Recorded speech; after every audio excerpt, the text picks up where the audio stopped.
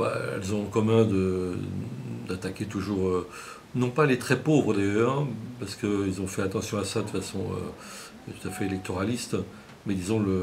les classes moyennes et je dirais les couches inférieures des classes moyennes, donc les petits salariés. Et évidemment, le pendant de cela, c'est comme toujours, d'épargner les riches, et en particulier du point de vue fiscal, tout ce qui s'apparente à de la rente, justement, où les rentiers sont les, les grands propriétaires et sont totalement épargnés. Oui, alors c'est d'autant plus étonnant que de deux choses l'une, où on regarde avec une perspective historique, et c'est pas nouveau, puisque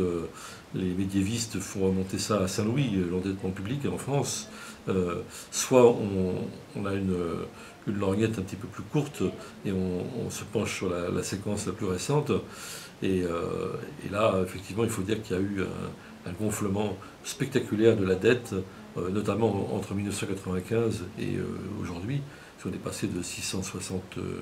milliards d'euros à plus de 1640 milliards d'euros. Et là, effectivement, il y a des questions à se poser. Alors, ce qui est extraordinaire, c'est que ceux-là même qui se tournent vers le peuple avec un ton culpabilisant,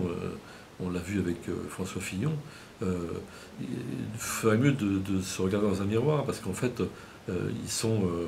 les fauteurs de cette dette dans en grande partie, parce qu'ils ont été les vecteurs, en France en particulier, mais il n'y a pas que, c'est un peu une politique européenne, d'une politique très libérale, dont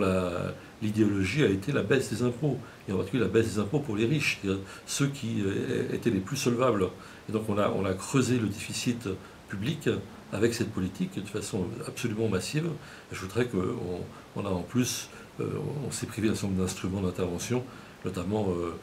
avec la Banque Centrale Européenne, qui ne peut pas prêter directement aux États, ce qui fait qu'on est obligé d'emprunter sur les marchés et à des taux qui sont prohibitifs, et en plus en facilitant et même en encourageant la spéculation.